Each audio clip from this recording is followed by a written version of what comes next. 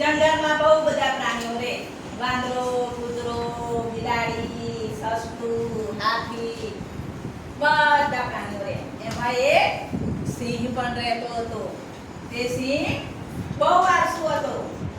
તે પોતાનો ખોરાક મેળવવા માટે પોતાની ગુફાની બહાર નીકળે નહીં. દિવસ અને દિવસે તે નબળો પડતો ગયો.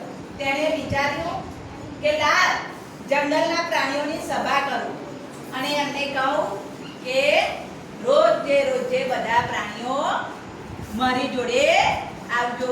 સિંહે તો પ્રાણીઓની સભા કરી અને કહ્યું કે કાલથી દરેક પ્રાણીએ એક મારી પાસે આવવાનું. જાઓ, કાલથી બોલાવું તેમ આવજો. બધા પ્રાણીઓ પોતપોતાને ઘેર ગયા.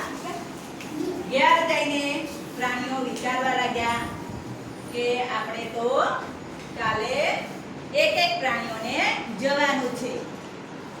પહેલો વારો કૂતરાનો હતો.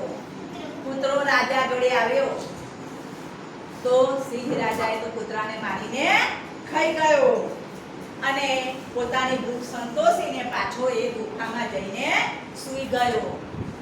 બીજા દિવસે વાંદરાભાઈનો વારો આવ્યો.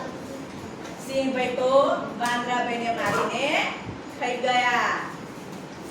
ત્રીજા દિવસે બિલાડીનો વારો આવ્યો. વાંદરાભાઈ તો બિલાડીને પણ ખાઈ ગયા. ચોથા દિવસે હાથીભાઈનો વારો આવ્યો. વાંદરાભાઈ તો હાથીને પણ મારી કાઢ્યું અને સિંહભાઈએ હાથીને મારી નાખ્યો. અને પછી એમ કરતા કરતા સસલાનો વારો આવ્યો. સસલાભાઈ તો વિચારતા હતા કે હું આજે મરી જઈશ. તે સિંહ જોડે આવ્યો. સિંહભાઈ કે કેમ મોડું થયું?